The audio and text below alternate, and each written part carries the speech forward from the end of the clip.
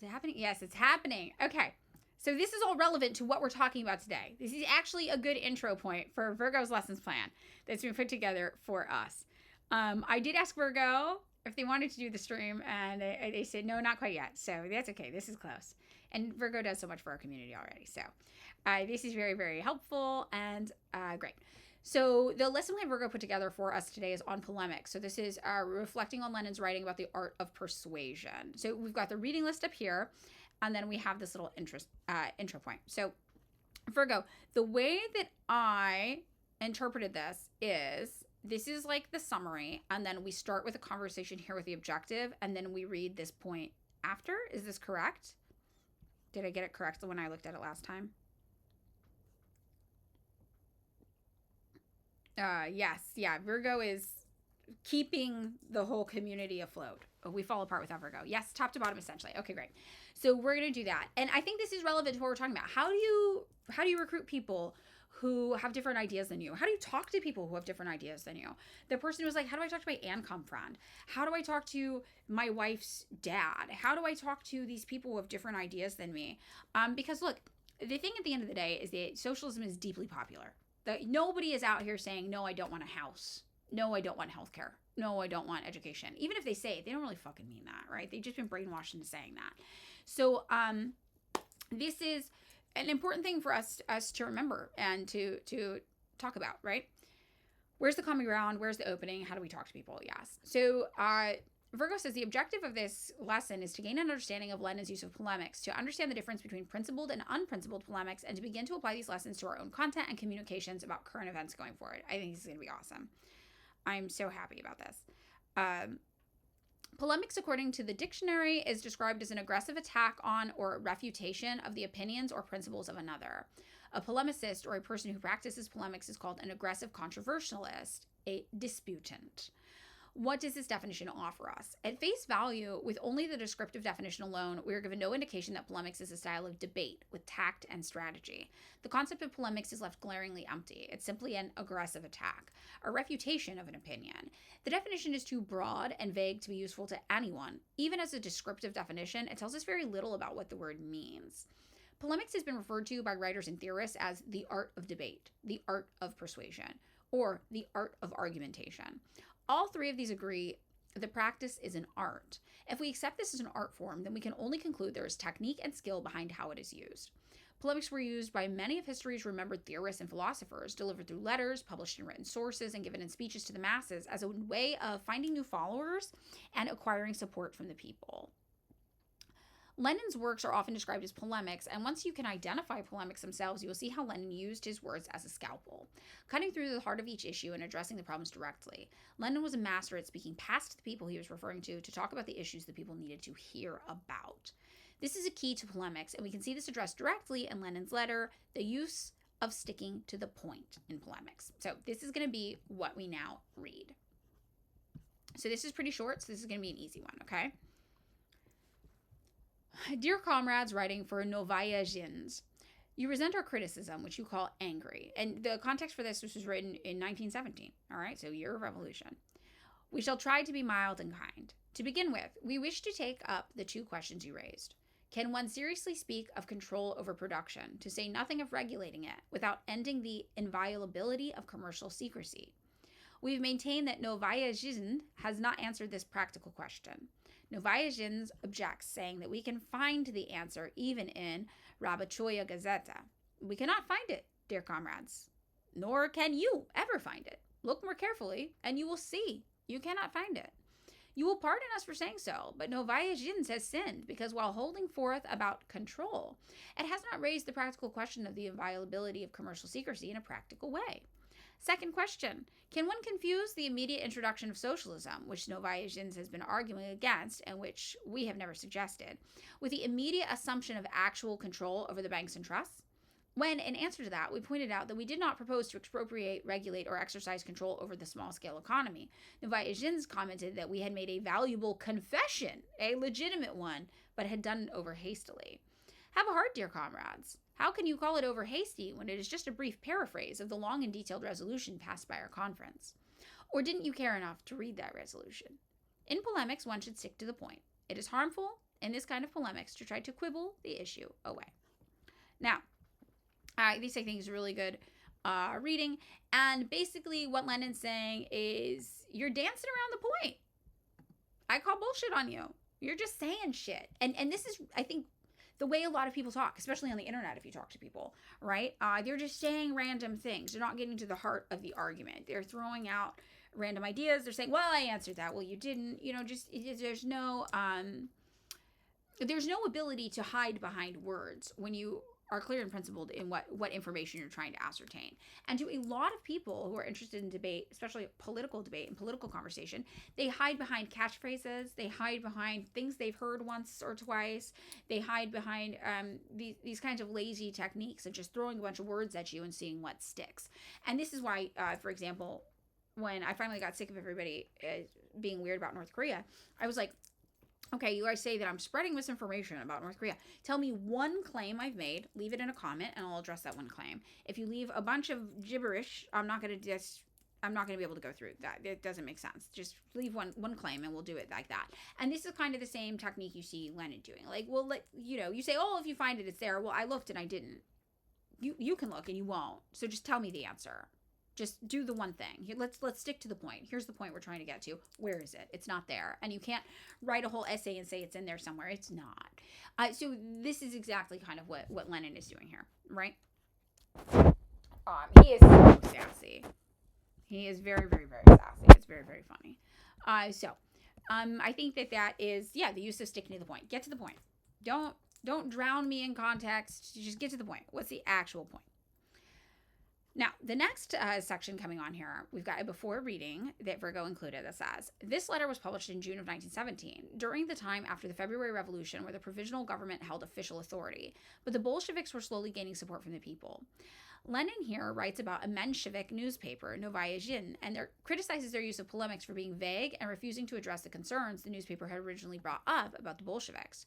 Lenin's claim, polemics are the most useful when they stick to the issue you want to get support on.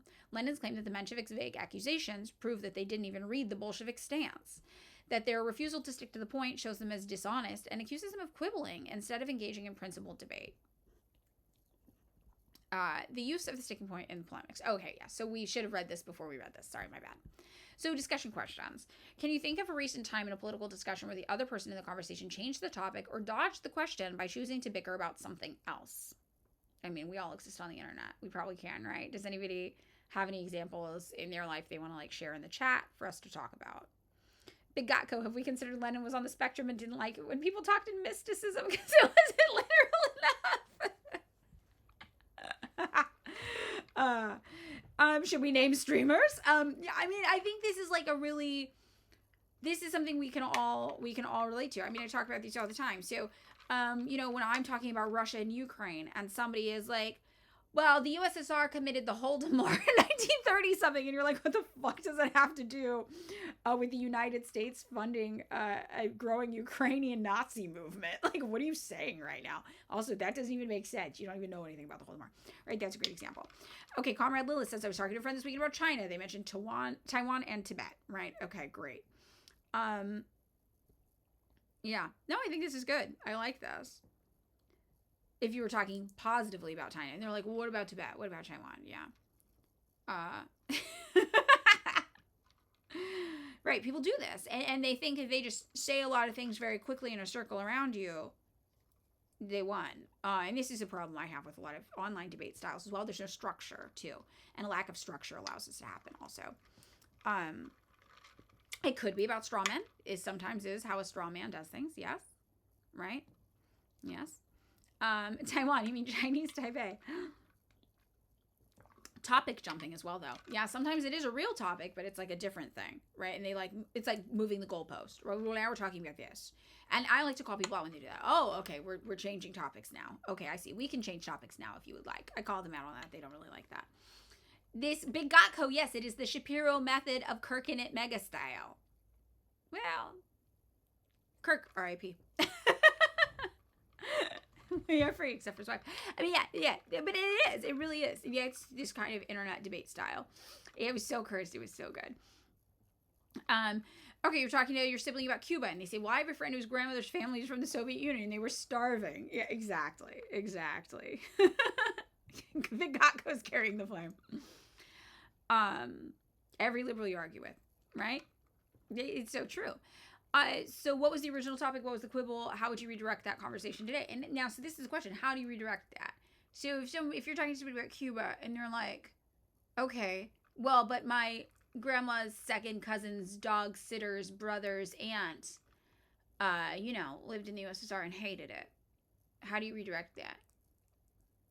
What I always just say is, okay, I don't know who that is, so maybe they did. It doesn't really matter. Most people didn't. Anyway, back to what we were talking about. That's an easy way for me. Right? Yeah, stick to the point. Stick to the point exactly. And I like to point it out. Oh, we've changed topics. Oh, okay.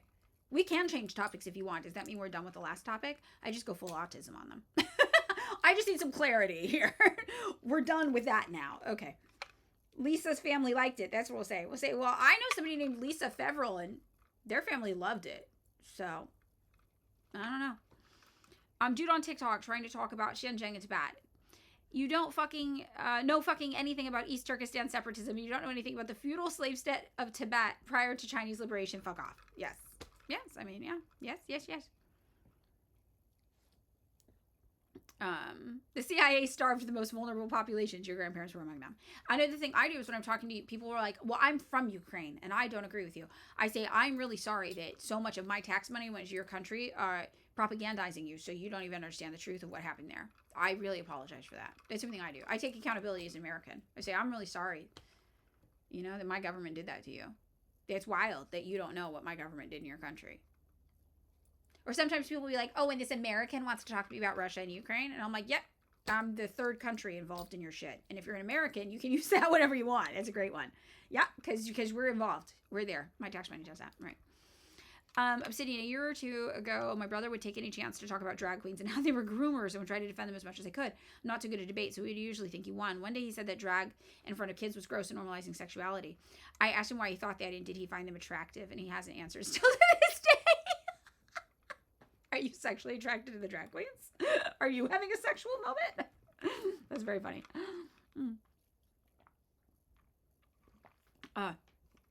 Okay, great. All right, so next question. Politicians are known for dodging questions in an interview. Can you give an example you've seen recently? According to Lenin, why is this tactic harmful? How would you reframe the question to force a direct answer? So one of the things that comes to my mind, chat, maybe you know, is somebody asked Gavin Newsom if he was taking APAC money. And he said, that's interesting. I haven't heard anybody ask about APAC. That was what he said. Right? Now, of course, in California, we know we say APAC. It's JPAC usually that's giving them the money. So he could have just lied. He should have been like, nope, it's JPAC. You know, he got caught up on it. That's so interesting. Yeah. And how do you redirect it? You go, so is that a yes or a no? Right? Why? So weird. Yeah. Newsom diversified in his money takes. Neuro Riot. You have a brother who's a journalist that realizes the Epoch Times is an awful propaganda rag and that Falun Gong is bad, but still falls for the Xinjiang Uyghur genocide hoax. Yeah, wild, absolutely wild. Playing dumb. Yeah. How do you get people to give a direct answer? I mean, it's harmful, obviously, because it's a way of avoiding the question. It's become so normalized. You watch politicians debate. It's very normal for them to never answer a question, right? Very, very normal. And I think one thing is that, I think you have the right to an answer. And so I think it's good for if you're ever in a position to ask politicians questions, if you're at a town hall or something, I think you can call it out. You can be like, I don't feel like that answered my question. Just say it. I think really the thing about this, like sticking to the point, is being direct, even if it's not socially considered acceptable or polite. And I think a lot of it is socializing that makes you think, like, oh, okay, well, I'm not supposed to say anything else. I'm done. But you don't have to. You can say, I don't feel like that answered my question. Can you explain it again? Right? Yeah. Gibberish. Virgo says, we see influencers with podcasts, those two liberal Southern women, for example, who do a better job at pushing politicians for direct answers than journalists with decades of experience. Yep. But a lot of times you have to remember too, the class interest of the journalists, the companies they work for are usually in line with the politicians. So they don't really want to. They don't have a motive or an incentive to push a lot of the time. And that's why, so last night I went to the premiere of Cuba After Castro, obviously. Abby Martin is the journalist who interviewed Miguel Diaz-Canel, the current president of Cuba. And he never has approved an interview with an American journalist before. And she was the first one he did. And that is because he saw that it wasn't like a corporate aligned news group, that it was an independent news group, and he felt that her reporting actually was fair. And, that's part of it. Part of it is to understand that these corporations, these journalists, they don't push these politicians because they have the same class interests. They have the same aligned goals, right? Yeah, I didn't know about Abby Martin until you guys told me about Abby Martin, actually. You guys in the chat told me about Abby Martin. I was like, oh, okay, I'll follow. And then the film thing came out. I was like, oh, yeah, it's that Abby Martin person. Very interesting. Okay, so Smash Ultra wants to go to Falun Gong to Shenyang. The weird anti-DPRK Abby Martin. I don't know if she's I don't know anything about her. Is she anti-DPRK? Push. Is she not based on the DPRK? What'd she think about the DPRK?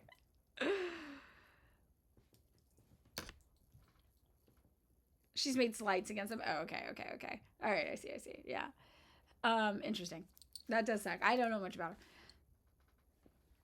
her. You have been betrayed. What's you have been betrayed? Like the dictators in North Korea. I will say that one thing I noticed about her questioning style is that she often, I do this too. I'm going to give you guys full disclosure. So this is a media thing, and this is a technique. So how did I get so many good answers out of people in Cuba? And you'll see, we got some good answers. We got a lady stamping her feet yelling, this is not a dictatorship. This is a dictatorship of the proletariat.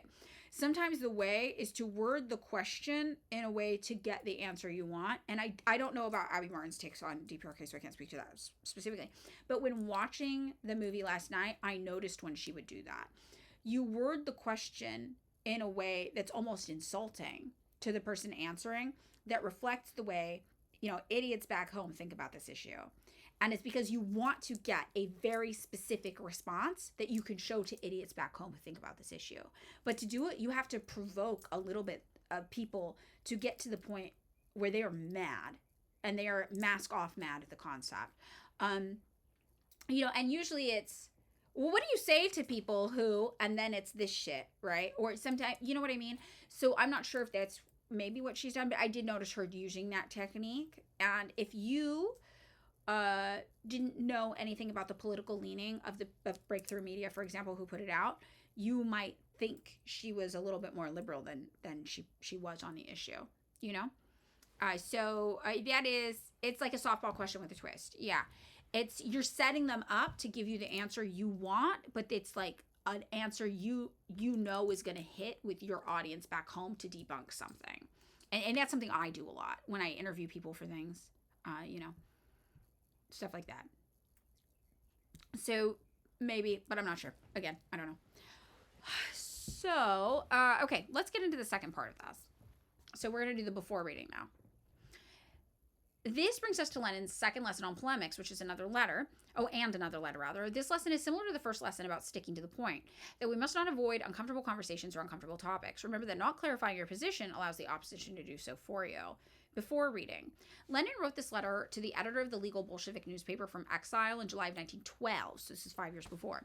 There was an internal divide within the revolution following the liquidation of the Mensheviks. Lenin identified that the legal Bolshevik paper was refusing polemics, instead choosing to print non-controversial opinions that wouldn't cause the paper to become a target for legal persecution. Lenin says this style of news is boring and will cause the paper to fall behind and be forgotten. And this is something we struggle with too. I struggle with this on my TikTok every day. You guys see, I try to be like, do I just post non-controversial shit, but then I get more of an audience? Or do we actually talk about the real things that matter? And it's a delicate balance. So let's get into this letter. So 1912. Dear colleague, I have received your long letter, and I see that you and T must most certainly have it out. First of all, a detail. You won't find correspondence at 2 kopecks a line. So long as you have no money, you will have to make do with our articles about affairs abroad. Now for the main thing. You complain of monotony. But this will always be the case if you don't print polemics. If, in particular, you cut down Kamenev, he writes in a different tone. If you reduce everything to positive liquidationism. And in addition, you will lose all your contributors if you don't print them and don't even reply and don't send back articles. For example, mine. The reply to blank, important, unquenchable hopes, and a number of others. Just look at Nevsky Golos. It's more lively. It's not afraid of polemics. It attacks. It boldly makes its point to the bitter end. It doubles down, comrades. Just saying. By avoiding painful questions, Zvezda and Pravda make themselves dry and monotonous, uninteresting, uncombative organs. A socialist paper must carry on polemics. Our times are times of desperate confusion, and we can't do without polemics. The question is whether they're to be carried out in a lively way, attacking, putting forward questions independently, or only on the defensive in a dry and boring fashion. For example, the supporter of Zvezda in number 16 gave a good reply. Clearly he is a man of principle. But all the same, he did not dissipate the terrible fears aroused everywhere. I have a series of letters, I bet he does, by number 6 of Nevsky Golos. What did happen, after all? Was there a conference? Called by whom? What for? None of this is clear. And until this is cleared up, no one wants to work. Everyone is saying, haven't I the right to know who I am working for, whom I am helping to get elected in the Duma? Maybe it's a liquidator. Maybe it's a muddled Trotskyist conciliator. Perhaps I am taking part indirectly in drawing up a common platform. Such questions paralyze energy and introduce demoralization. Meanwhile, Nevsky Golos is attacking briskly and takes a more challenging line. You can't hide differences from the workers, as Pravda is doing. It's harmful, fatal, ridiculous. You can't leave it to the adversary, to Nevsky Golos, to open up discussion or differences. Pravda will perish if it is only a popular positive organ, that is certain. It would certainly be victorious if it were not afraid of polemics, talked straight about the liquidators, became lively through the argument by an article against Axelrod, etc. Such articles as Axelrod's attract. All the workers hear about the differences and are attracted to Axelrod's open explanations because he says things straight out 100 times more boldly than we do. All the workers hear the talk about a unified platform. All the leading workers know Axelrod's article. And if you are silent, you have fallen behind. He's saying, get in the slop trenches, comrades. Get in the slop trenches and provide them clarity and purpose, right? And the paper which falls behind is lost. A paper must be a step ahead of everyone. And that goes for both Nevskaya Zvezda and Pravda. Side by side with 2 positive little articles, Pravda must provide polemics. Kamenev's literary note, a feature article ridiculing the liquidators, and so forth. Monotony and lateness are incompatible with the newspaper business. And Pravda has, in addition, a special and exceptionally important duty. Whom is it going to lead? This is what everyone is asking, what everyone is trying to read between the lines. It would be important to have a meeting once in 4 years before the elections. You can't carry on the paper without infrequent meetings with your constant contributors. Think over this well and quickly, for time won't bear delay. Best wishes. So, what do we think about this, right? For Lenin, the liquidationism, it says, in respect of organization, liquidationism means denying the necessity for an illegal social democratic party and consequently renouncing the Russian Social Democratic Labor Party, leaving its ranks, right? That makes sense. Get them out of here. We don't need them. We've surpassed the need for the Social Democrats. Lenin's claim, by refusing to engage polemically, a paper organization hoping to win support cannot hope to win any support from its readers. It's also... Isn't it worth noting also what the Social Democratic Party was of Russia? It's not like the Soc Dems as we think of them today, right? So that's important to note as well. The definition of polemics is just the art. It's like the art of debate. It's like the art of conversation, kind of. There was a split with there was a split with WW1. There's a split with I'm like World War I. No. Wait, what? Before that, Soc Dems were just Marxists. Yes, exactly. Yeah. So they originally were, just Marxists. So that's important to note. Yeah, oh, split over World War One. Yes, yes, yes, yes, yes, yes, yes. Yeah, yeah. I was like workers' world. No, that's World War One. But oh yeah, okay, yeah, I see what you're saying. Yeah, sorry. I got stuck on stupid for a second there. I get it. Um, yes. So originally, Lenin, I correct me if I'm wrong, chat. Lenin originally was a member of a social democratic party in Russia. That was like where he got to start, right? Um, when the Sokdem supported Russia in the war, Lenin split. Yes. Yes, exactly. So he was a part of this, and that was from 1912. Also, this article, which is interesting, for timing wise. So just for anybody confused, because you will sometimes see a certain type of very, I wouldn't even bring this up except for lately I've been seeing compatible left type orthodox Marxist in theory, not practice, say a bunch of shit about Lenin being a social democrat, and I'm like, this is like so in the weeds and irrelevant to like the actual way that the USSR developed and like Marxist Leninism developed. It's weird. So you will encounter some weirdo Marxists who try to use this as a gotcha point of some kind. Just ignore and carry on, comrades. They're being very weird and disingenuous about it. Yeah. Bolsheviks and Mensheviks were both in that party, right? That was just like the party, and then yeah, obviously things shifted afterwards. So yeah, you will see people be strange about that. It's the only reason I'm bringing that up. But the social democrats at that time that Lenin was a part of them, it's not how we think of social democrats today. So I've just seen some people arguing with me in my TikTok comments, and I'm just like, this is, and I just tell them like, I think you're being intentionally disingenuous, and this isn't even like a conversation worth having at that point. If you want to talk about Lenin as a social democrat, you're so bogged down in history, like you're not having a valid conversation kind of thing. So you might see that. So that's what they're talking about, and I just want you guys to know that it wasn't really the same back then.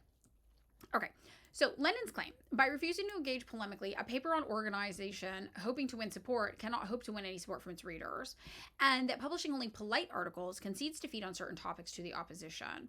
And I think also a text that goes along well with this is Mao's combating liberalism, right? The idea of critique, self-critique, and how if you were going to be thinking dialectically about the world, that implies two opposing ideas, right? Two opposing forces, two contradicting ideas. And this is kind of how we assess everything that happens around us politically. So I think that also lends itself to this idea that you cannot shy away from having difficult conversations. You can certainly strategically pick and choose what conversations to have when and with whom. But part of the strategy must be remembering that, number one, elements of the working class are far more politically engaged and intelligent than a lot of people give them credit for. Right? We have Burger Reich over on TikTok, and we can laugh about that. But on the flip side to Burger Reich, when I go to Fresno and I talk to the average person there who doesn't even think that they're that political, they have such a deeper understanding of class struggle, of the realities of capitalism, of politics, than a lot of people would ever assume, right? So I think part of what Lenin's talking about is don't underestimate the audience. Don't underestimate the masses. Right? Speak to them in a way that is strategic, yes, but don't underestimate them, because what Lenin was pointing out is that you've got this guy over here, relevant for their times, and he's talking to them directly, and he's saying controversial things, and he's putting the topics out there, and people like him. People like him because it's lively, because it's engaging, and the masses are capable of lively, engaging conversations and dialogue. So I think that that's something important to take from this as well. Don't underestimate the masses. Sometimes it's hard because sometimes you see the worst of them on the internet, but you also have to remember a lot of the people who comment a lot on things on the internet, that's not the average person. For every person commenting some ding dong bullshit with their head in the sand, there are people who aren't commenting but who are seeing it, and they're appreciating the engagement. They're appreciating being given that credit to understand these complicated issues, right? Obsess, yeah, everyone hates their landlord. Most people hate their bosses. Use it, exactly. So I think that's important to note from this too.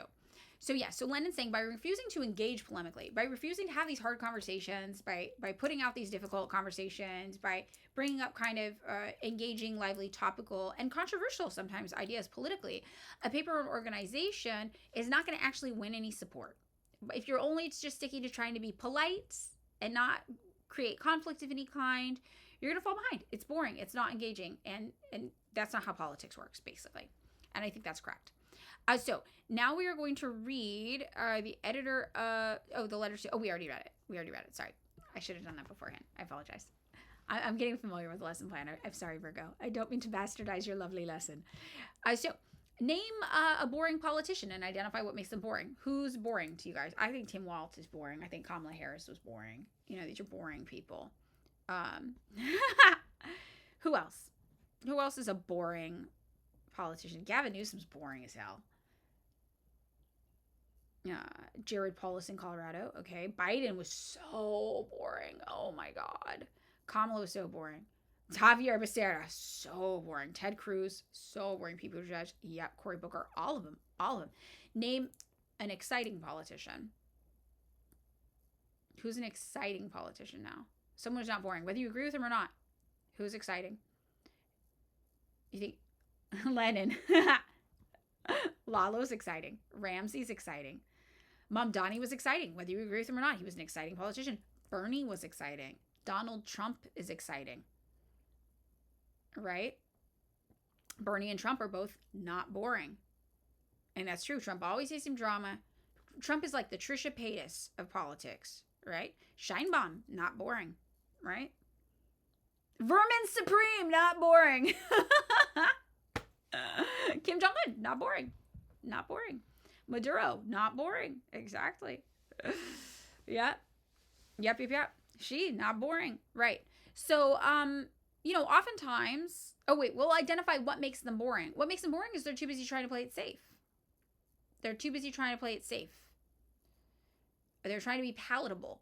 And palatable is boring. When you don't want to say the wrong thing, you're trying to say the thing that is the most boring by definition, right? Stalin, not boring. That's for sure. That guy was not boring. Right? Milquetoast, yes. Yes. So, oftentimes in modern political conversations, Virgo writes about foreign policy or foreign nations. A person will say two things can be true at once. Least favorite thing to see. I actually have my own reaction tweet I saved. Should I try to find it for you guys so you can screenshot it and use it too? I made my own reaction tweet for when people say this, because people are saying this to me so many times. I'm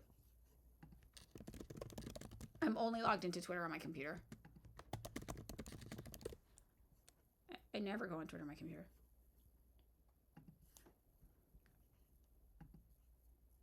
It's this one. Two things can be true at once, and it's an American believing another country's evil because the USA told them so. You also made a video about two things can be true at once? Yeah. This is my copy pasta. I gave my own copy pasta. I mean, Big Yahoo, you're right. Fascists are often not boring. Hitler was a fascist. He was not boring. People liked him. They identified with him, right? Yeah, so there you go. Feel free to screenshot that if you into the same thing. So people will say this. Two things can be true at once, even if one side is demonstrably false. Lenin argues that refusing to engage polemically by refusing to attack the false position, you concede your ground to the opponent. And this is why we defend actually existing socialism, right? Two things can be true. So if you were willing to throw the USSR under the bus and say, okay, they did communism bad, but we're going to do it better. We're going to do it different. You might be more likable, but you wouldn't be correct. And you wouldn't be advancing the political landscape in the direction it needs to be advanced, right? And you'd be lying. The USSR did it right. The USSR did it fucking right. I'm not going to pretend like they didn't. To try to win favor, curry favor with the masses, right? So this is kind of an example of this. I'm not conceding that ground to any opponent. I'm not going to throw socialism under the bus to save myself, right? What's the goal in that? What's the utility in that? So, you guys, can you think of a two things can be true at once narrative where one position is easily disproven, right? I think North Korea, obviously, right? Two things can be true at once. The United States did horrible things to North Korea, but also North Korea is bad. Okay, but North Korea is not bad. What's your definition of bad? And that's what I always ask too. Well, what's your definition of bad? Maybe we have different definitions of bad. Maybe you think a place is bad if it doesn't let some rich guy become a trillionaire and own 27 yachts. That's not my definition of bad, though. Maybe we have different definitions of bad, right? Maduro's abduction, same thing. Exactly what Virgo said. Two things can be true at once. You know, maybe Trump shouldn't have done that. But also, he was a horrible dictator in Venezuela, right? Bombing Iran. Two things can be true at once. Yeah. But Iran's horrible to women. Meanwhile, Iran has higher rates of women in STEM, women graduating from college, literacy rates for women, etc. than the United States. Your mom's sticking with communist countries don't have good LGBT laws. Okay, but that's not true. Cuba legally enshrined gay rights into their constitution in what, 2019? Right? We don't have that in the United States. Women are being oppressed in Iran. Yep. Whatever's got to do anything with Cuba. Yep. Yep. Exactly. Oh my God, the environment. We're doing the recent video. Say DPRK isn't the worst, but they spend too much money on military. Yeah. Yep.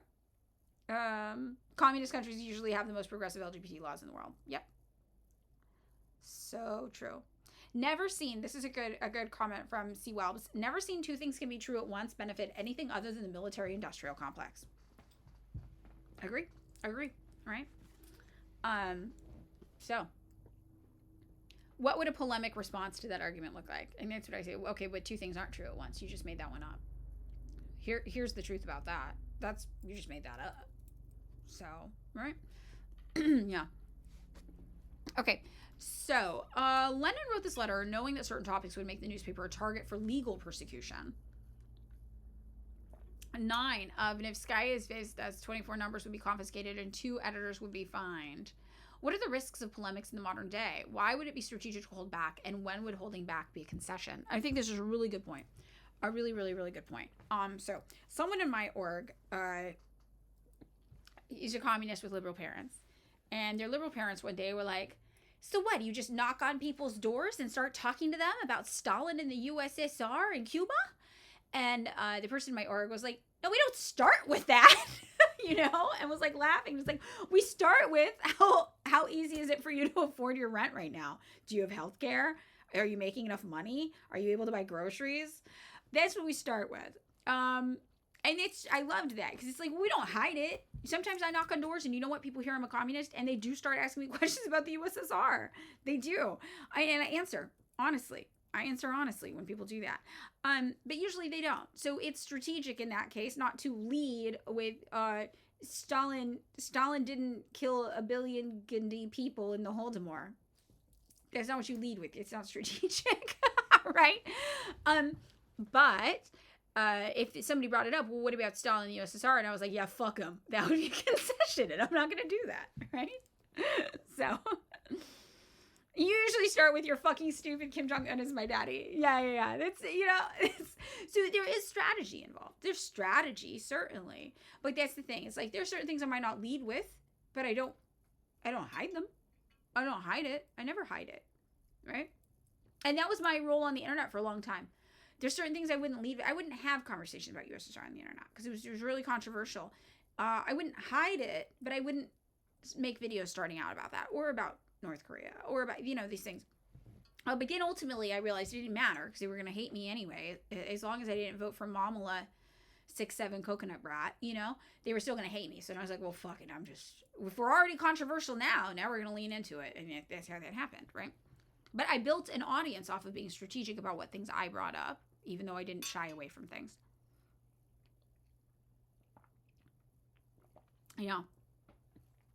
So, you ask your liberal friend where they would start to fix things and improve society. Their answer was to improve the education of people. And I said, you mean like Cuba did during the revolution? Yeah. You like the Stalin stories about smashing tomatoes in people's pants? I do not know this story. Yeah, Melmay. Okay, yay. Yeah, good. Yes.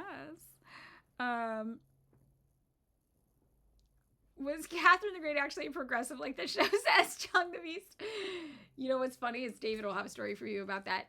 In high school in AP European history class, we had to do a role play event where we had to study. We were assigned a person and we had to do a debate as that person in a round table with all of us pretending to be different people from history. And I was assigned Catherine the Great.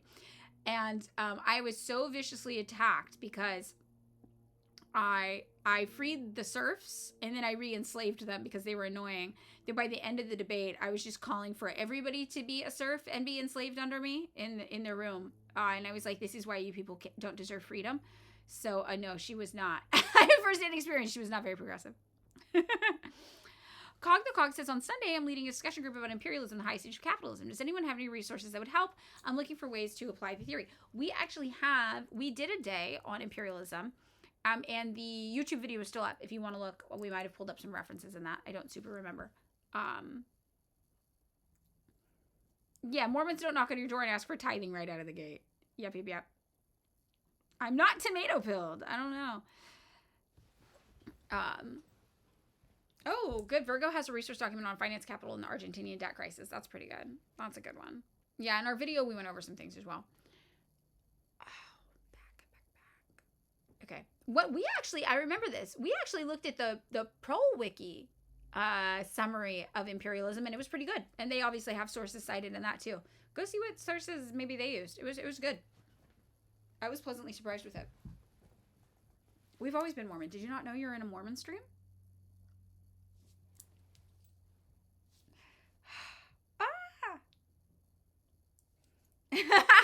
Katie, when you first saw one of my TikToks, you were like, oh, they're so stupid, I have to hear the rest of this. And I kept watching and was like, wait.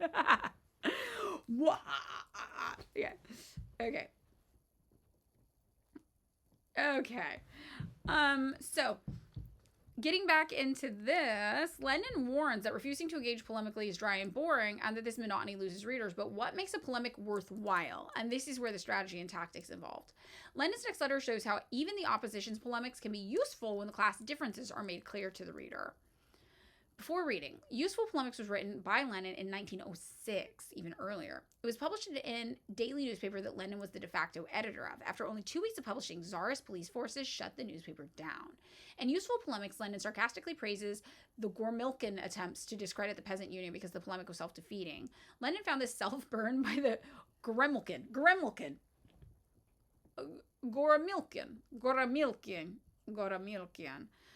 government amusing. Doing so, they unintentionally spread the knowledge of the existence of the peasant union to the peasants en masse, something, Lenin notes, the peasant union had not been able to do yet. Methinks the lady doth prevent too much. I think that's really funny. This is something interesting they talk about in politics, too.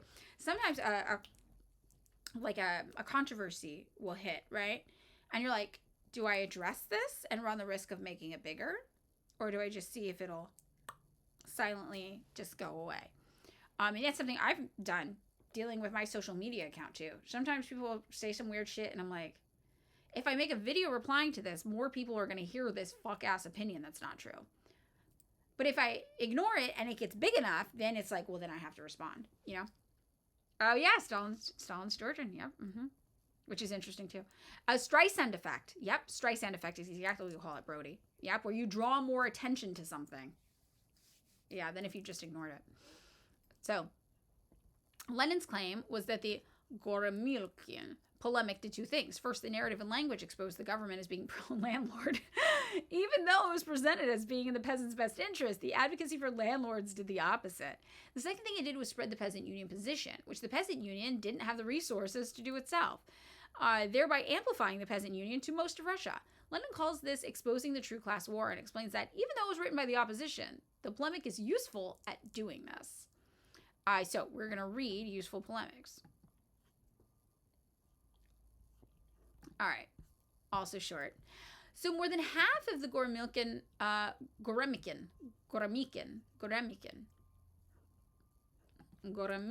whatever.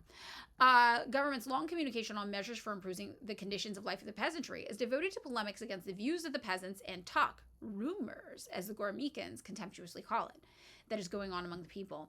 These polemics are extremely useful. The Goremican government is debating with the Russian peasantry. It declares that the views the peasants hold are mistaken and tries to prove them their demands and plans are primarily opposed to the interests of the peasants themselves.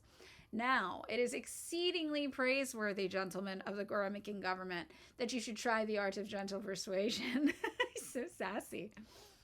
You should have tried this long ago. It really would have been far better had you dealt with the peasants by argument rather than by means of the birch, the knout, bullets, and rifle butts. Almost all newspapers would publish a government communication. The village priests, the zemstvo officials, the rural district elders, and the police officials would read it to the peasants. The peasants would ponder over it. They would be taught sense by the government, how to understand their real interests. And after thinking it over and having been taught something by the government, they would decide by a majority vote who was right. How nice it would be if this were so. But how atrocious it is then, when, with one hand, the Goromicans and their myrmidons flog, torture, and murder the peasants, and with the other, they run down their throats communications to teach them how to understand their own interests. Peasant newspapers are being suppressed. Peasant delegates and members of the peasant union are languishing in jail or in Siberia. The villages are inundated with troops, as if they were enemy territory. And the Goremican government hands the flogged and tortured peasants a communication to the effect that they are being flogged and tortured for their own good. This is a useful communication. It will have a splendid effect on the peasants. The government has undertaken a little of the work of the Trudovik or peasant group in Duma. This group ought to appeal to the people to tell them about the demands the peasant deputies in the Duma are making for land for the peasants, and what the government says in answer to these demands. The Trudovik group has not yet done this. The government has come to its aid. Our government is so clever. It itself has published a communication to the whole people and has told them what the peasants demand. Lenin is sass-maxing in this. Even in the most out-of-the-way villages, even in villages where they have never heard about the peasant union and about the peasant deputies in the Duma, if there are such villages, probably there are. Ours is a wild country. Even there, the local priest or village elder will read the government's communications.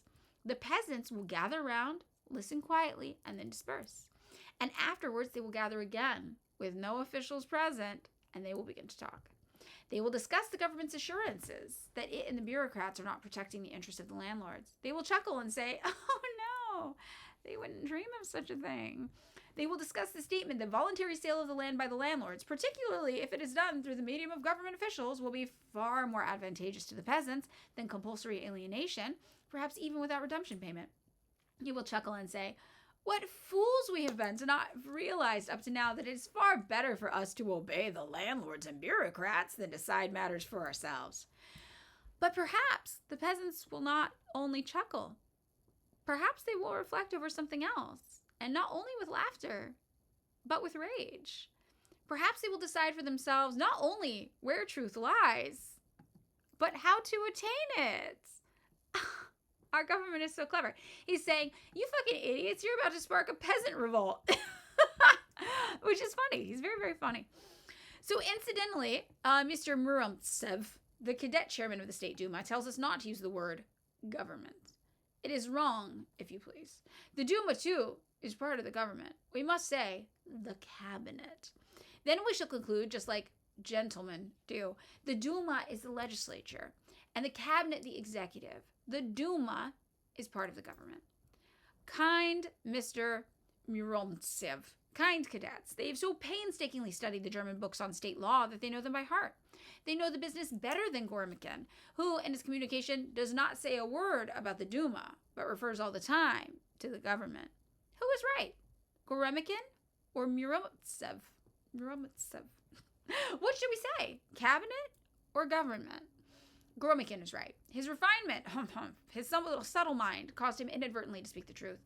The Muromtsevs, being professors and pundits, utter conventional lies. The peasants will learn something from Goremican, not from Muromtsev.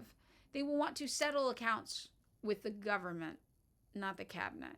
And they will be right. Oh, there's some stuff I think that's really relevant here, too, to how we think about the Democrats' messaging. They're like, that's the Republicans. It's not your government. That's the Republicans doing that to you. It's not the government, right?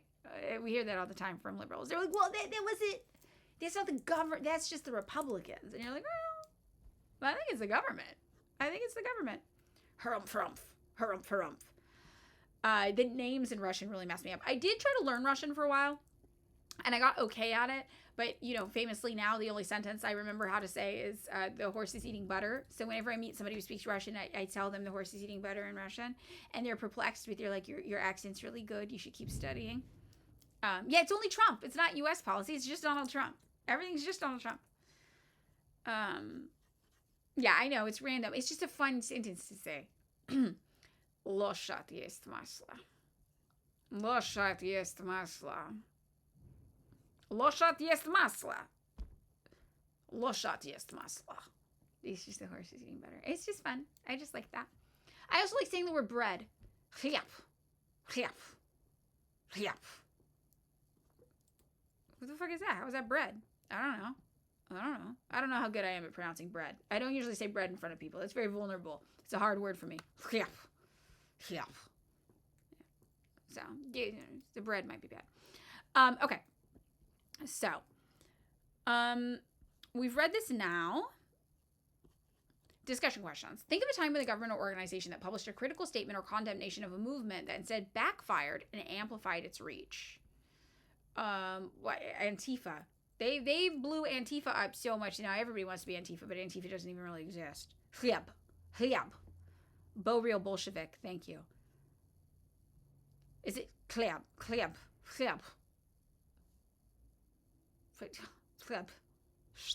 But Loshat jest masla. I'm solid, right? I'm solid on that.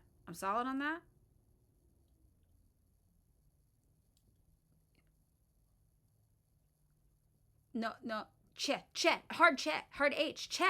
Chliab. It's so hard to say. It's the hardest word. Okay, you're right. I'm sorry, guys. I'm getting free Russian lessons, so you need to chill for a second. Usually I'd have to pay money for this.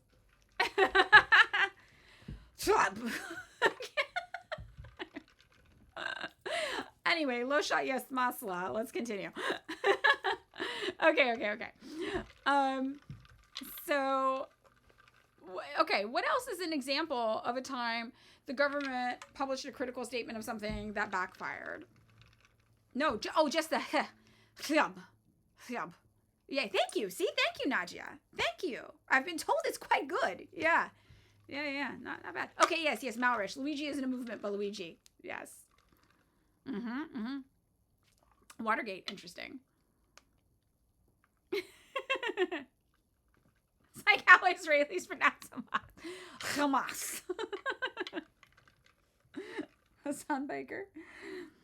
Oh. Warehouse fires up to 40. That's true too. So true. The Democrats are doing this to Hassan Piker right now. They're making him more popular with people, right? Yes. Now, I still can't do bread. Chliab. Fuck. All right. Whatever. Do you denounce Hassan Piker? I'm like, from where I'm sitting, Hassan Piker's getting increasingly based by the moment, my friend. He's out here like, maybe I won't vote for a Democrat. The destruction of the USSR was the worst thing that ever happened to the planet. What? He's not wrong. We come on, keep coming. Keep on walking over to us, Hassan. Love to have you. Come over. Get over here. Right? Madeline Hassan Piker break the blockade. Double trip to North Korea win.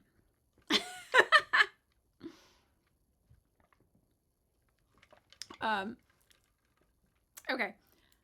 Hamas Hoodler. Condemn the American intervention agreement. See? That's what I'm saying. And this is what I mean.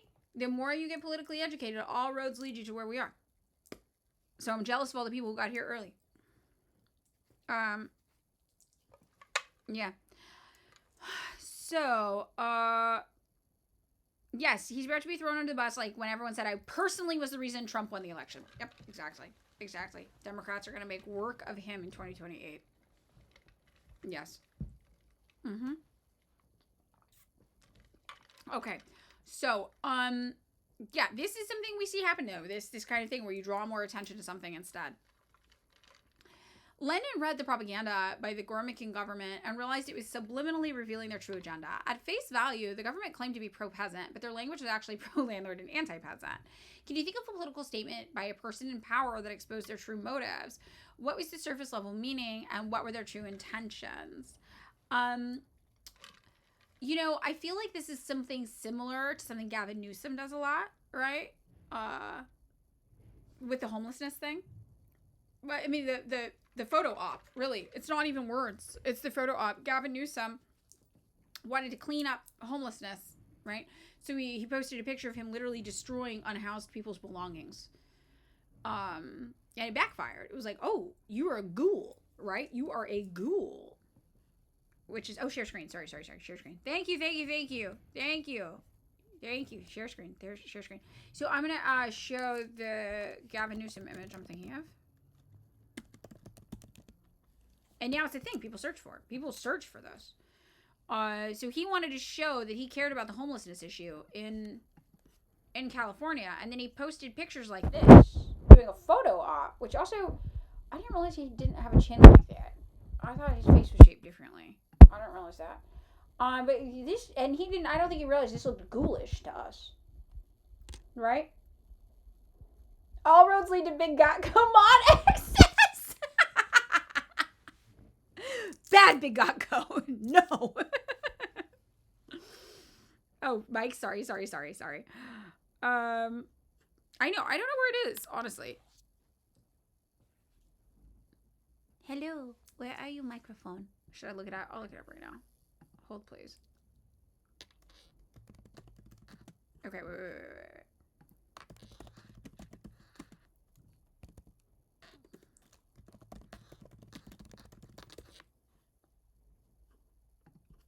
I'm looking where my microphone is, just so we know. Otherwise, I'll never do it.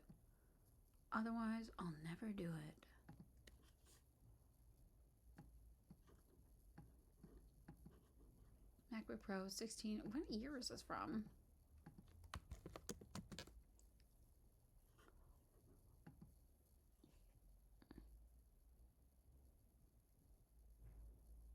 The fuck does that mean? Where?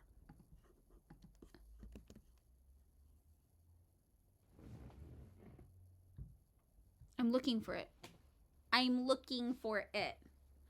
Look at this. It's here.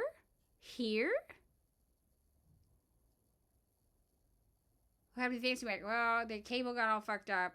I don't know. So yeah, they're doing a sub campaign for me, for people to subscribe so I can get another microphone.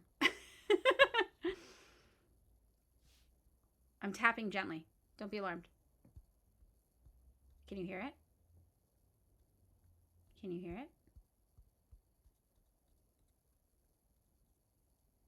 No? Yes. Damn it. Just left of the speaker. There. Okay. We're learning things. All right. Anyway. Thank you, Smash Ultra. Thank you for the gifted subs. Thank you. Yeah, it's over by the speaker on the left, on the top front. I got it. But I am gonna buy a new microphone. I have to buy a new microphone. I'm gonna do it. Mod baiting. Okay, your wife has a running joke that Gavin collects milk eggs. Wait, somebody else saw a really good. Oh, Zelensky standing with Israel and using them as an example for a defense first country. Yes. Zelensky and Israel. That was a thing. I think really that backfired, right? Zelensky aligning himself with Israel very vocally. It actually showed everybody kind of more who Ukraine was. I think that's a great example of this. Polemics are most useful when they highlight the contradictions for the audience. They should tell the audience where the divide lies.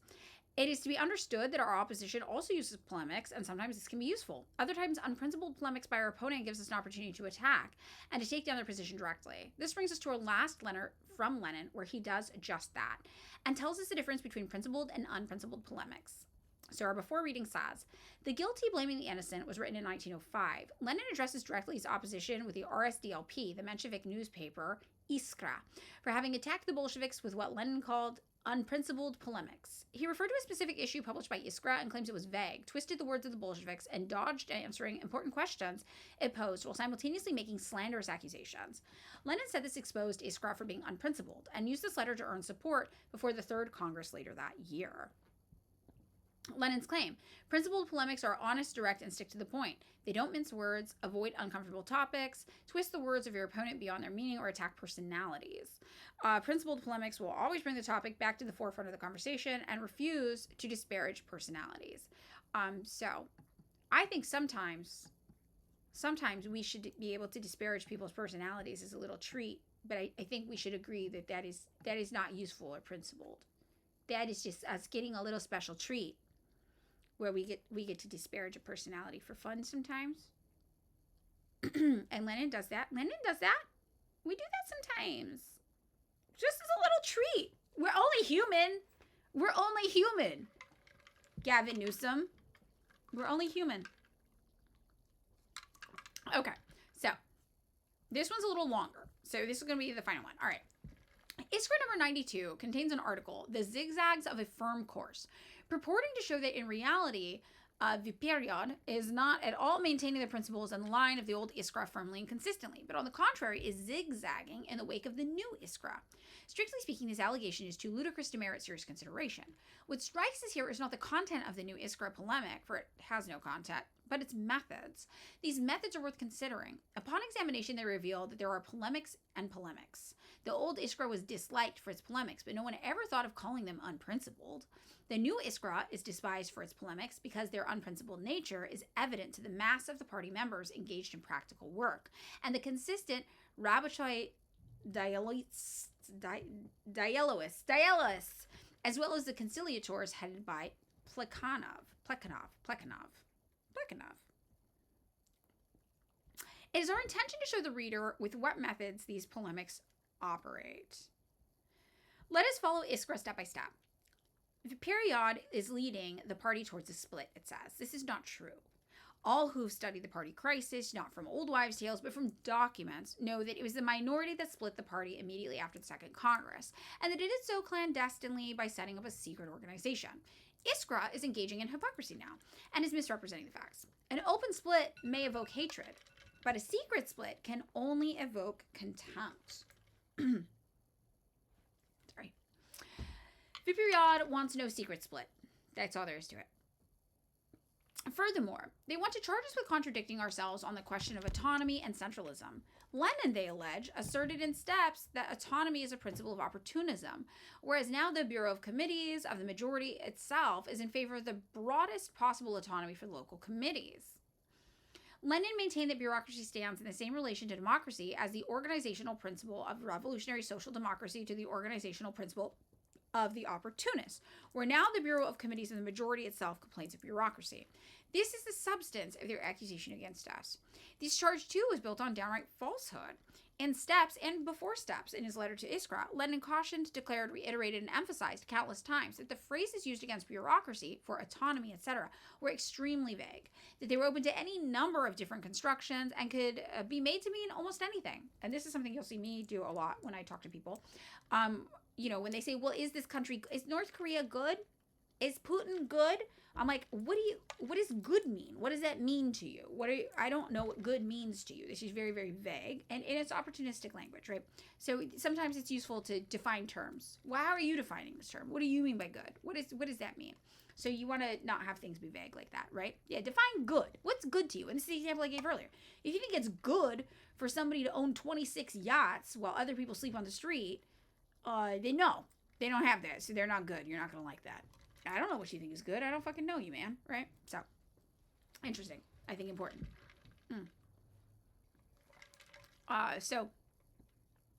Is DPRK perfect for who? For what? I don't know. For some people, maybe. Maybe. Heck. Right? So, these are vague, right? And this isn't helpful. They're open to any number of different constructions. They could be made to mean anything. Lenin declared hundreds of times that, in substance, these phrases were used exclusively to veil the desire for co-option. These words of Lenin have now been fully borne out by the most authentic documentary evidence. If, however, we take these words in the sense of principle, said Lenin, we shall find the following. Bureaucracy, taken in general, may denote officialism, red tape, formalism, paper answers. This sort of bureaucracy is evil, said Lenin, illustrating his remarks with Martov's well-known draft of the rules. It is clear to every reader who is at all conscientious that this is the kind of bureaucracy meant by the Bureau of Committees of the majority. So to excuse Viparad of contradicting itself is utter childishness. Bureaucracy may mean infringement of the legitimate and, if we may say so, of the natural rights of every opposition, a fight waged against a minority by unfair means. Such bureaucracy is possible, said Lenin, but there is no principle involved in it. It must be combated by the establishment of constitutional guarantees of the rights of minorities. Such guarantees were proposed clearly, frankly, and openly, for the first time by the Stonehearts, or the Viparatists, as they're now called, in the well-known Declaration of 22, which was issued in August 7 months ago, without having since evoked the slightest attempt on the part of the new Iskris unequivocally to define their attitude towards it. But, apart from these interpretations of bureaucracy, anti-autonomy, etc., it is possible to have interpretations based on real principles, not in the form of any irregularities, extremes, etc., but as general principles governing the entire organization. This was the interpretation the Mensheviks tried to force upon us against our will, despite our resistance. Lenin, both in his letter to Iskra and in Steps, sounded innumerable warnings against such an interpretation, which obscures the actual concrete course that the crisis and the split have been taking. Lenin made a straightforward appeal in his letter to Iskra. Drop this nonsense, gentlemen. 9/10 of it is squabbling. Lenin was attacked for this, and the central organ tried to prove the principles were involved.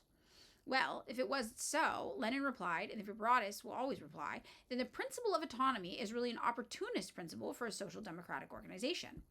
If that is so, then your outcries against bureaucracy are, in principle, of a piece with those of the jurists in France, the Bernsteinians in Germany, and the reformists in Italy.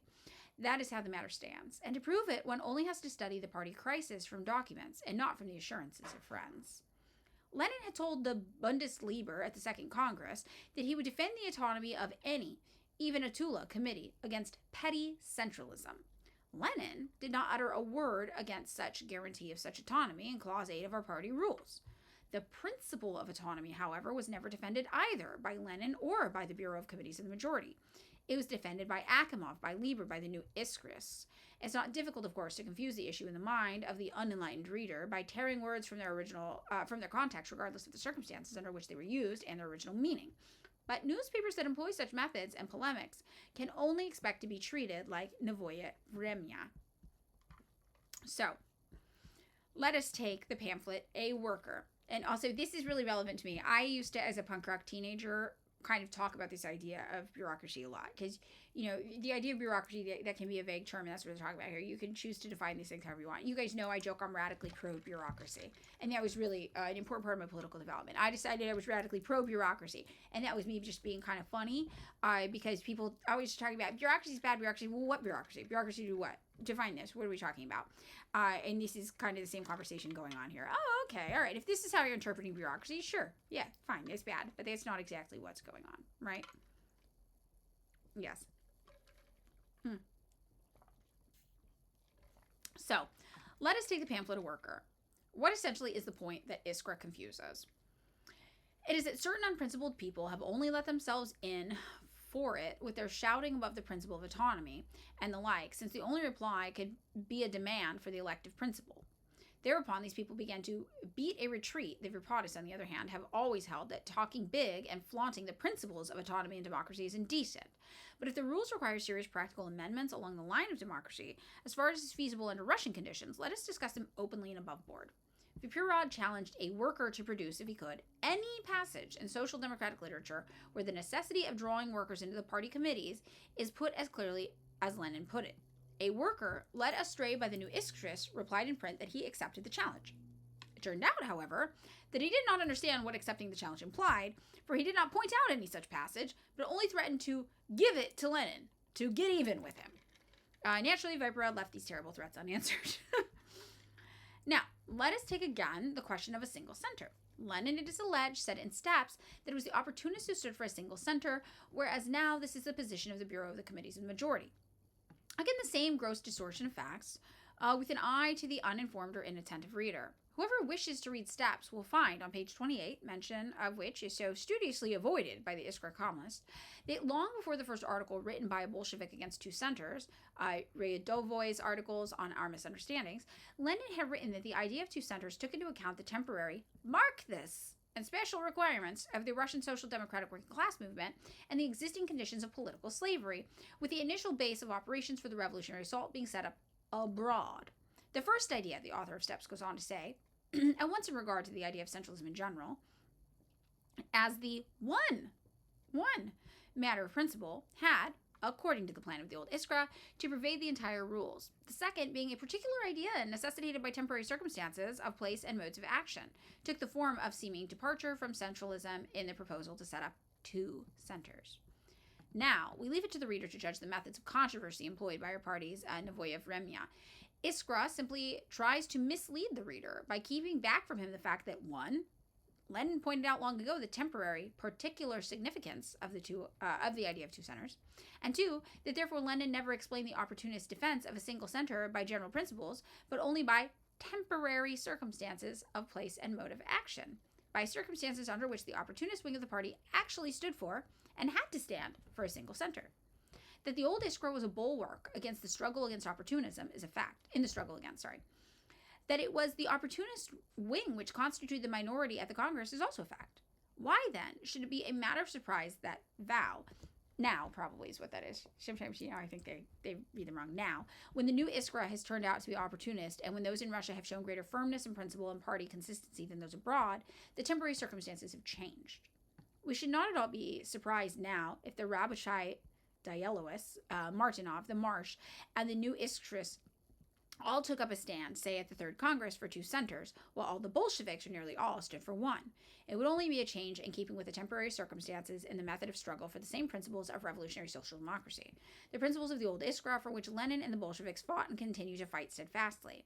It is only people of the Novaya Vremya type who see anything miraculous in such a change. It's occurring to me, too, that this has to do with a lot of the transition kind of elements that we're talking about here. Lots of times people are disingenuously represented as though they want the transition period to last forever, when that's actually not what these communists have said or thought. And I think that's very interesting. We can apply this to disingenuous misrepresentation of China's state capitalist period moving into socialism, for example, of the USSR as well, right? So I think this is true. I voted in the poll. We say that nearly all Bolsheviks were likely to stand for one center. We have yet to see how things will turn out in the Third Congress. There are differences of opinion among us as to the significance of temporary circumstances of place and mode of action. We shall compare these different opinions at the Congress and strike a balance, right? So just clarifying, right? They're like, temporary is the time up, is the time not, we're going to figure that out. But the new Iskra methods of polemizing would seem to have been made sufficiently clear in the foregoing, so that now we can be more brief. Iskra contends that the Bureau of Committees of the majority violated party discipline by calling the Congress in contravention of the rules over the head of the council. But this is untrue. The council had broken the rules long before by its evasion of the Congress. We openly declared this in the press quite some time ago. After the Mensheviks had torn the party asunder by a secret split and dodged the Congress on all kinds of false pretexts, we had no practical way out of the preposterous situation other than to convene the Congress against the will of the centers. Iskra says that the editorial in issue number 9 of Viparad, New Tasks and New Forces, by insisting on the necessity of considerably increasing the number of party organizations of every description, contradicts the spirit of Clause 1 of the rules as formulated by Lenin, who, in defending his ideas of the Congress, had urged the necessity of narrowing the concept of the party. The objection raised by Iskra can be recommended as a high school problem in logic to train young people in debating. That's a burn. That's a burn. Oh, wow. Wait. Nazis will use this poll against us. This is killing me. The Bolsheviks have always held that the party should be limited to the sum total of the party organizations, and that the number of these organizations should then be increased. The new Iskra confounds extension of the party framework with extension of the concept of a party. It confounds extension of the number of party organizations with extension of the party beyond the limits of party organizations. To explain this perplexing riddle, we shall give a plain, easy illustration. Let us assume, for the sake of simplicity, an army consisting exclusively of men of a single arm of the service. The manpower of the army must be narrowed down to a total of men who have actually proved themselves able to shoot, with none allowed to get past the general phases of verbal assurances of military fitness. After that, every effort must be made to increase the number of men who can pass the rifleman's test. Are you beginning to see a glimmer of light, gentlemen of the new Iskra? Iskra writes, previously only consistent social democrats who had to be recognized as such were wanted. Now all sorts of elements are admitted to the holy of holies, except those avowedly social democratic. Take Viparad number 9. There you will read, let all circles, except those that are avowedly non-social democratic, either directly join the party or align themselves with the party. In the latter event, we must not demand that they accept our program or that they necessarily enter into organizational relations with us. It is not clear that Iskra is simply confounding what was previously needed for joining the party with what is now permitted for aligned groups. The Bolsheviks have consistently said, and now say in Viparad, that self-enrollment in the party is intellectual anarchism. That party members must accept obligatory organizational relations, not in words alone. Only people set on creating confusion would fail to understand this. Viparad's slogan was, organize new forces for the new tasks into party organizations, or at least into organizations aligned with the party. Iskra's slogan is, open the doors wider. The ones say, take new marksmen into your regiments, organize those who are learning to shoot into auxiliary units. The others say, open the doors wider, let all comers enroll themselves into the army any way they please. This is really interesting reading this, right? Because this is a conversation we see in organizations today. How many people should be in your vanguard party? How many people should be organized in the periphery? What constitutes somebody being in the party versus in the party periphery, right? At what stage do you want more people to enter your party versus at what stage do you start to narrow it down? Early on, you might cast a wider net. As time goes on, you might be more selective. This is actually I know this isn't the point of the text, but the actual problem they are exactly trying to solve that they are referencing is something you will hear a lot of parties talk about today. And it is very interesting seeing, we all struggle to find that same pacing, right? We need a bigger tent vibes versus we need to be, more specific, etc. So I think that this is very, very interesting. I'm sorry, why isn't skydiving listed as the best form of transportation? I'm voting really big truck.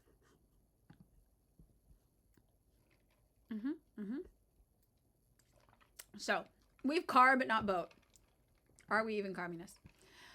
So, as to the question of organizing the revolution and organizing the army, Iskra now seeks to assure us that it has no differences with Viparad. We would ask, first of all, what about Parvis? If the differences have merely been invented by the perfidious Viparad, why don't you have it out with your new Iskris Parvis, who cannot be suspected of picking on Iskra? You yourselves had to admit your disagreement with Parvis, and were the first to do so. Why then this game of hide and seek?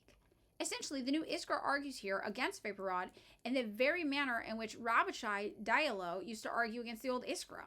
We cannot too strongly advise comrades interested in the history of their own party to reread Rabachai Diallo, particularly issue number 10. It's been pointed out to Rabachai Diallo that it minimized the task of the political struggle. Its retort was that Iskra underestimated the economic struggle. It's pointed out the new Iskra that it minimizes the task of organizing the revolution, the conduct of the uprising and the arming of workers, and the participation of social democracy in the provisional revolutionary government. The new Iskra retorts that Viparad underestimates the spontaneity of revolution and insurrection, the primacy of politics over technique, arming. Like tail-ender views lead to like tail-ender conclusions. These people seek to cover up their inability to provide a guiding slogan for the new tasks by moralizing on the importance of the old tasks. Words are torn out of context to show that the opponent himself appreciates the importance of old tasks, the significance of the ABC of social democracy. Of course, comrades of the new Iskra, we prize the ABC of social democracy very highly, but we do not want to remain at the Abbasidarian stage forever. Let this be plain. Neither Parvis nor the Bureau of Committees of the Majority, nor Viparad, whatever,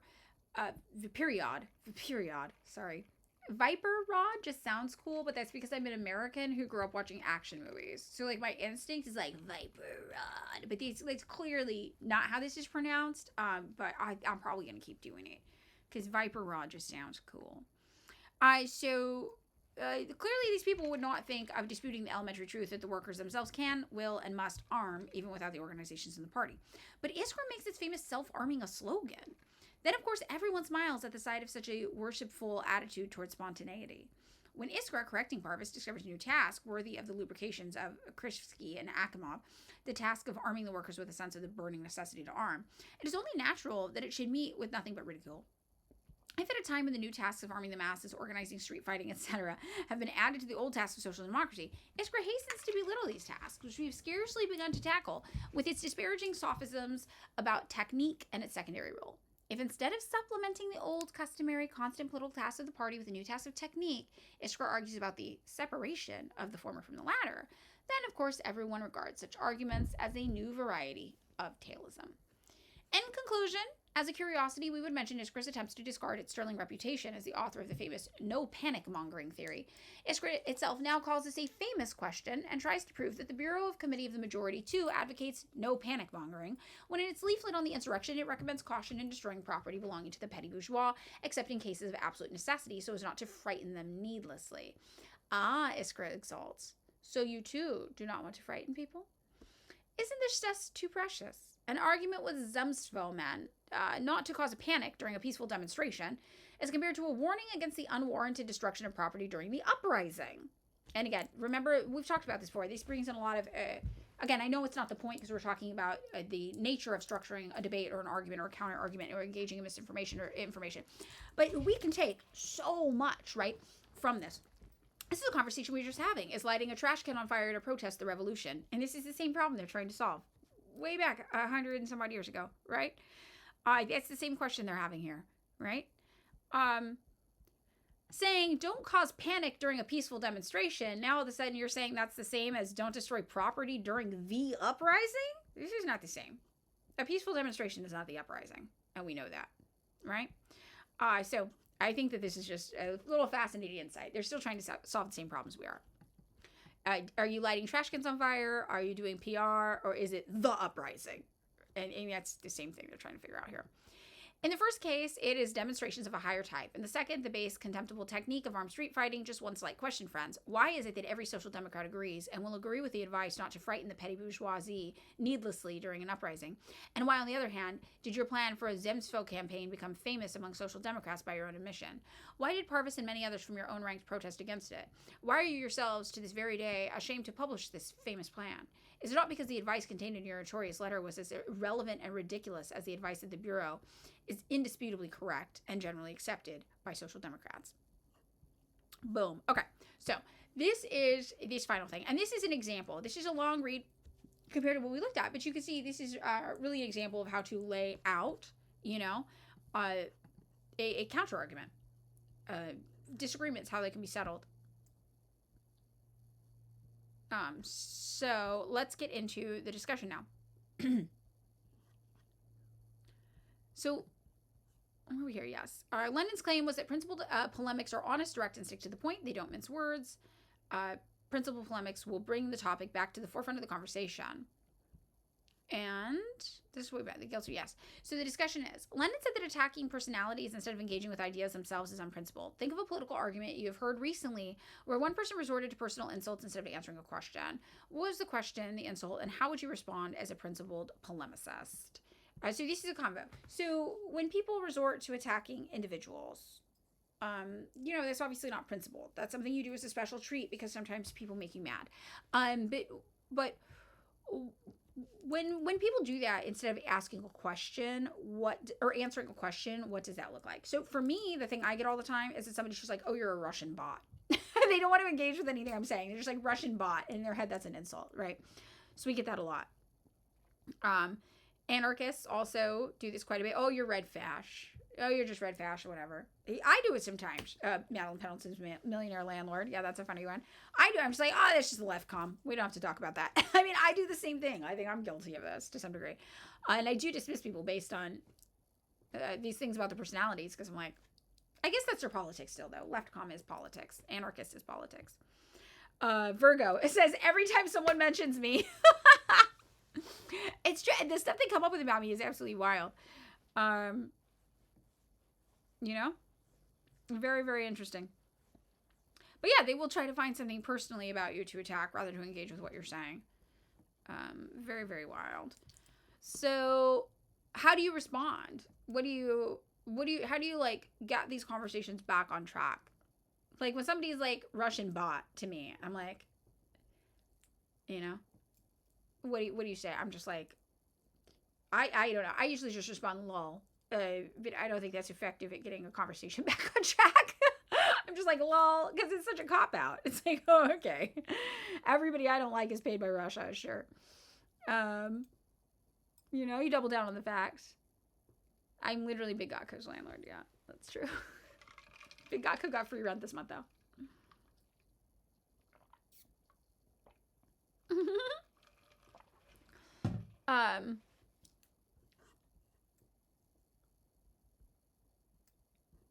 Did you get on Gulag? Yeah, you're on Gulag. Were you Gulagged? I missed you guys Gulagging people while I was reading.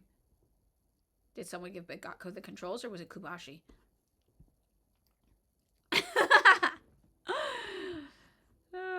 Kubashi. So we see this, and then we have to figure out ways to redirect this back to the point, to double down on the fact.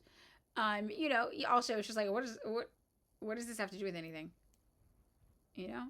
Or you can redirect. You should be like, I don't like you too. Can we get back on topic? Can we get back to the subject? Yeah, I also dislike you immensely. I typically people say that. They're like, ugh, I really don't like you. And I'm like, I don't know you, but I'm confident I wouldn't like you either. What does that have to do with anything? I don't care. You know? So Lenin accused the Mensheviks of ignoring context to make their arguments more convincing. And this is a big thing. This is actually a big thing when you talk to left comms and orthodox Marxists or whatever. They will ignore all context to make their arguments more convincing. We saw this yesterday on Conservapedia. Conservapedia, remember when they were like, well, even Marx said, I am not a Marxist. Well, they left out the whole context of the quote, right? Which is Marx quote, if then I am not a Marxist. It was an if then statement, right?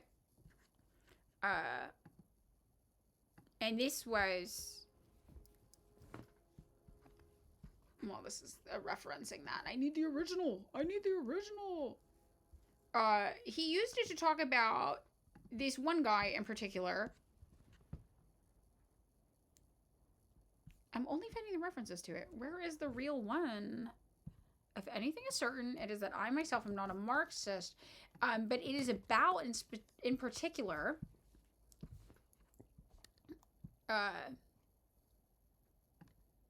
Gwizdi. I'm realizing it's like really embarrassing how many words I've not said out loud until this stream. This is great because now I have to say words out loud and I learn. First time chat, Akina loves Donald Trump and loves ice. That's not surprising to us, Akina. If you're an American, that's pretty common. Yeah, we don't really. It's not surprising. I don't know why they think we're like shocked by it. I think they think it's like edgelord and we're like gonna get rage baited by it. And we're like, yeah, lots of people, we know that. We know. That guy won. People liked that. That's not surprising. Yeah, if you're like, yeah, we know you exist. We see you. We're aware. So, okay. Where is the... Okay, here. This is the section. So this was an example when we were on Conservapedia yesterday, and they were like, well, Marxists today aren't even real Marxists. Marx himself said, I am not a Marxist. This actually is from Marxist.org, and this explains the source of where that actually comes from. That was taken from it. Concerning the program Marx wrote, this very brief document and its economic section consists solely of demands that actually have spontaneously arisen out of the labor movement itself. There's an additional introductory passage where the communist goal is defined as in few lines. Engels described the first maximum section as a masterpiece of cogent argumentation rarely encountered, clearly and succinctly written for the masses. I myself was astonished by this concise formulation, and he later recommended the economic section of the German Social Democrats in his critique of the draft of the 1891 Erfurt program. After the program was agreed, however, a clash arose between Marx and his French supporters over the purpose of the minimum section. Whereas Marx saw this as a practical means of agitation around demands that were achievable within the framework of capitalism, Guizde took a different view. This is the guy. Sorry, I'm going to share this with you guys. Yeah, sorry, share screen. So Guizde said, discounting the possibility of obtaining these reforms from the bourgeoisie, Guizde regarded them not as a practical program of struggle, but simply as bait with which to lure the workers from radicalism. Basically, Guizde was like, this is liberalism. By giving any sort of reforms in capitalism, you're doing liberalism. And, we know that's not true. Out here in California running Marxist-Leninists, that doesn't mean we engage in accelerationism. We're like, fuck it, kill the masses. If anything, showing them what a socialist program wants to do for them works to further ignite the imagination of the masses and make them imagine what they could do without the confines of the capitalist system. So Guizde, though, didn't believe that. Guizde thought rejecting reforms would free the proletariat of the last of its reformist illusions and convince it of the impossibility of avoiding a workers' basically strike or a workers' revolution. So Guizde was basically an accelerationist, is what we're seeing. When we think accelerationism, that's what it is. So accusing Guizde and Lafargue of revolutionary phrase-mongering and of denying the value of reformist struggles, Marx made his famous remark that if their politics represented Marxism, then I myself am not a Marxist. So it was an if statement. So this is an example of this being taken out of context, though. So if we go back to Virgo's prompt here, have you ever seen a quote taken out of context to distort its meaning? Marx didn't say that he was disavowing Marxism. What Marx was saying is that if Marxism was accelerationism, without giving any bones to the masses or working people under capitalism, then he himself would not be a Marxist anymore. It was him being sassy. It was a turn of phrase to be like, oh, you want to accelerate the masses into whatever you think. If that's Marxism, I guess I'm not a Marxist because I'm Karl fucking Marx, and that's not what I want to do, right? That was what he was saying. He was being sassy, but that is, taken out of context and used by conservatives to be like, see, these Marxists, he would hate them. He would hate them so much. He would hate them. He would not hate us. Most Marxist-Leninists today do not think that you should accelerate the destruction of conditions for working class people. In fact, we are actually trying to convince people to become Marxists as socialists as soon as possible, so that we don't have to wait for things to get so bad, right? So, I know it's almost noon for me. I do have to get out of here. So, all right, things to be aware of. So, final discussion. Given Lenin's checklist for how to engage with polemics, stick to the point. Don't be boring. Don't avoid difficult topics. Expose the truth. Don't twist words. Don't attack personalities. Think of a political discussion you had recently. Were you already following these principles? What can you do differently next time? Very good questions Virgos left us with. Are there examples of modern polemicists you can think of that you admire or look forward to hearing more from? What examples of modern polemicist writing can you think of? These are great things for us to keep in mind. Virgo did amazing work on this. I'm so grateful that we got this put together for us. Thank you. I think it was an amazing lesson, and it leaves us all with a lot to be aware of and think about, because we, in many ways, we are agitators. We are polemicists. This is what we are doing. We are media, right? We each have our own little newspapers in front of us all day, every day. So I think this is good for us to keep in mind, stick to the point, and all of us together can consistently be sharing things we think we found to be effective conversation topics, and not with each other, ways to redirect conversations back to the point. I always say this. I do want this fucking pronunciation of bread. I always say this. What do I always say? I got distracted by bread. I always say something, and I bet it was really cool. Oh, this is what I always say. I gotta chat. We have the truth on our sides. We have facts on our sides. We have the truth on our sides, which makes it easy for us. We don't have to lie. We don't have to do fancy rhetorical constructs or mince words or twist words. We are correct. And the reason we are correct is because our ideology comes from doing investigation first, then forming our beliefs. So we can enter these conversations confident that we are correct because we have already done the investigation to lead to our beliefs. If we're arguing them, right? If we are not in a period of uncertainty and debate and we're working through the best way to do things, those periods arise. But for the most part, if we are having debates with people who do not share our same politics or values, we have the facts on our side. So it's all about just learning the most effective way to communicate the truth. And that's something they don't have. They have to rely on lies. Debunking Marxism, debunking communism relies on lies. We don't have to do that. So we have the benefit of being able to stick to the facts and get in and out there.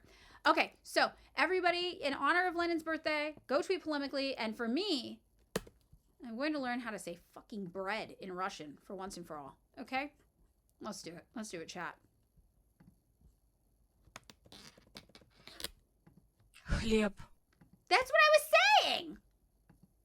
Хлеб. Хлеб. Хлеб. Хлеб. Хлеб. Хлеб. Хлеб. Хлеб. Am I not doing it the same way there? Хлеб. Хлеб. Хлеб. Хлеб. You know what? Loshat jest masla, everybody. That's what I got to say. All right. We are going to send you all to Larry. Larry. Yes, I'm doing it right. Hamon. Хлеб. Хлеб. Russian is an aggressive language. That's what I'm going to say. Stol. Stol. Table, right? Is that table? I remember that. Stol.